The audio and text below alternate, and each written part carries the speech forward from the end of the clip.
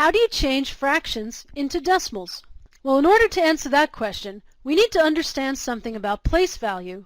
So let's take a look at the decimal number I have up on the screen.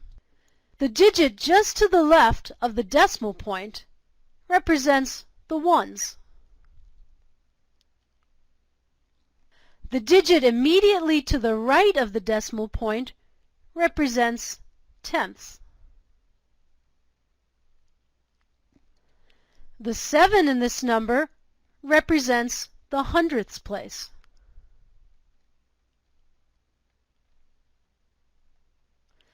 And the 5 represents the thousandths place.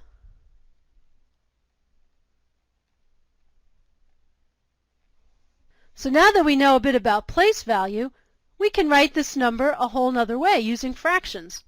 We can say the number is 2 plus 6 tenths plus 7 hundredths plus 5 thousandths. So the fraction 6 tenths can be written as 0.6. There are no ones, and there are 6 tenths. The fraction 7 100ths can be written as 0.07. This tells us that there are no ones, no tenths, but there are 7 hundredths. And this fraction can be written as 0.005. And this number is showing us that there are no ones, no tenths, no hundredths, but there are 5 thousandths. So if the denominator of your fraction is 10 or 100 or 1000, it's very easy to write the decimal form of that fraction. But what happens if your fraction has a denominator that isn't one of those numbers? For example, what if your fraction is 1/5? Well, you can try to write an equivalent fraction that has the denominator 10, 100, or 1000. So let's try 10. Can we change 1/5 into tenths? Well, 5 times 2 gives us 10, so if we multiply the numerator by 2, we'll have an equivalent fraction. So 1/5 is the same as 2 tenths. And this can be easily written as a decimal. It becomes 0.2. Let's try the fraction 3/4. This time, 10 isn't a multiple of 4, but 100 is. So let's try 100 as the denominator. Well, 4 times 25 equals 100. So if we multiply 3 by 25, we'll get the correct numerator. So 3 times 25 is 75.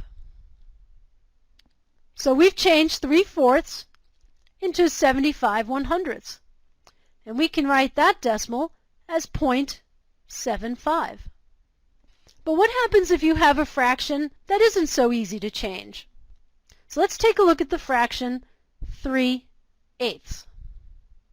To change the fraction 3/8 into a decimal, we can divide the numerator by the denominator. So 3 would be our dividend, and 8 is our divisor. But 3 divided by 8 isn't going to give us a whole number. We're going to get a decimal answer. So let's rewrite 3 as 3.000. And we can add as many zeros as we need. And we can place a decimal up in the answer space. And let's put a 0 here to show that dividing 3 by 8 is not going to give us any ones. So now we can just proceed like it's a regular division problem. In fact, we can just ignore the decimal now. So 30 divided by 8 gives us 3 with a remainder. 3 times 8 is 24. We subtract and we get 6 as the remainder, and then we bring down the first 0.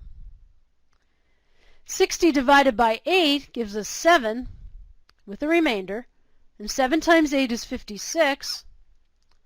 And when we subtract, we find our remainder is 4.